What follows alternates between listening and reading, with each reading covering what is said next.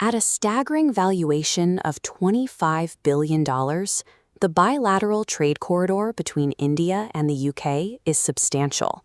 Realizing these gains requires navigating two distinct frameworks taking effect simultaneously: the Comprehensive Economic and Trade Agreement, or CETA, and the Double Contributions Convention, the DCC. CETA offers a clear economic incentive. It reduces or eliminates tariffs on 99. To operate successfully across this new corridor, businesses have to master both the physical supply chain formulas and the human tax frameworks at the exact same time. The tariff drop incentives are significant. UK auto tariffs, for example, drop from 110% to 10% under a quota system, and duties on imported whiskey fall from 150% down to 40%. To secure those rates, an exporter must prove the legal origin of their product, meaning they have to demonstrate it is legitimately an Indian or British good. This becomes complex in modern manufacturing.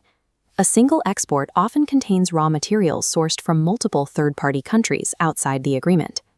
To resolve this, the agreement establishes product-specific rules, dictating exactly how much local processing must occur within the borders to claim origin status.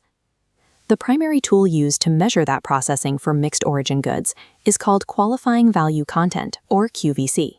This document shows the first formula option provided by CETA, the build-down method. It determines local value by taking the total value of the good and subtracting the value of all non-originating materials. To qualify using this build-down method, the resulting value addition must reach 40% if calculated using the Ex Works price, or 45% if based on the FOB price. Alternatively, exporters can use the build-up method. This approach focuses solely on the originating materials, requiring a standard threshold of 35% local value. Proving origin is strictly an accounting exercise.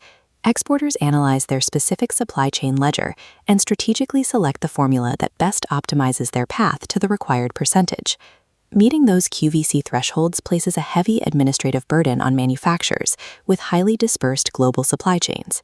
To alleviate this, the agreement includes co-equal rules designed specifically for complex sectors like organic chemicals and plastics. These rules offer an alternate path. Manufacturers can comply by hitting the standard value addition or by proving a change in tariff classification, meaning the imported raw materials were processed enough to fall under an entirely new tariff heading. If a product still falls short, there is a secondary failsafe, the de minimis rule. This rule allows a final product to retain its zero tariff access, even if a small percentage of its non-originating inputs fail the tariff classification shift. Calculating these exceptions is only the first step. Physically proving them to customs agents at the border introduces significant logistical friction and cost. Looking at the official FAQ, the agreement replaces traditional physical checks with a self-certification system. Exporters register once through the digital platform and generate their own origin declarations online. For smaller consignments, specifically e-commerce imports valued under £1,000, the agreement waives the proof of origin requirement entirely. By removing the need for physical origin certificates on every shipment and allowing alternate compliance paths, these flexibilities protect the profit margins of MSMEs, who rely heavily on globalized inputs. The agreement applies a similar structural logic to the deployment of human capital. Historically, the primary friction point for global talent mobility has been dual Social Security taxation. When a worker is temporarily deployed abroad, they often lose roughly 25% of their salary to a host country tax system, despite never remaining long enough to draw the corresponding pension or benefits. The Double Contributions Convention acts as the structural remedy to this dual taxation. To utilize the DCC, an employee must meet the specific operational classification of a detached worker. This status is strictly time-bound. An employee only qualifies as detached for a maximum of 60 months. During that window, an Indian detached worker stationed in the UK receives a host country tax exemption, completely bypassing UK national insurance contributions. In return, they must continue paying into India's Employees' Provident Fund, compounding at its standard 8.25% interest rate.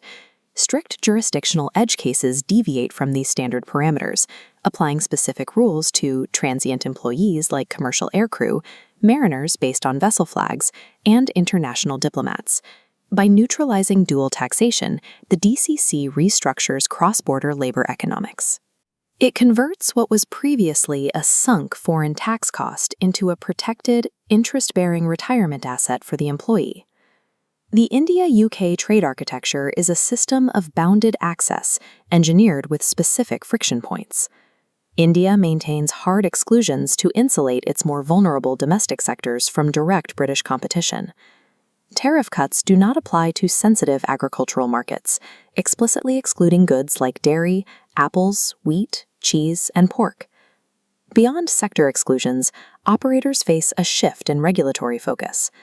Non-tariff barriers are replacing traditional tariffs as the next major compliance hurdle.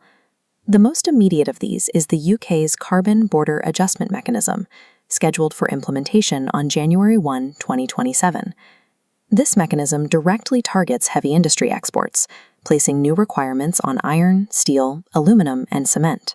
Exporters in these sectors will face the operational burden of generating and submitting highly detailed carbon emissions data for their products. Failing to meet these carbon reporting standards will effectively block market access, overriding any zero-tariff benefits an exporter achieved by satisfying the rules of origin. Moving physical goods and moving human talent across this corridor require mastery of two distinct, highly technical rulebooks. The $25 billion India-UK trade volume operates strictly on data.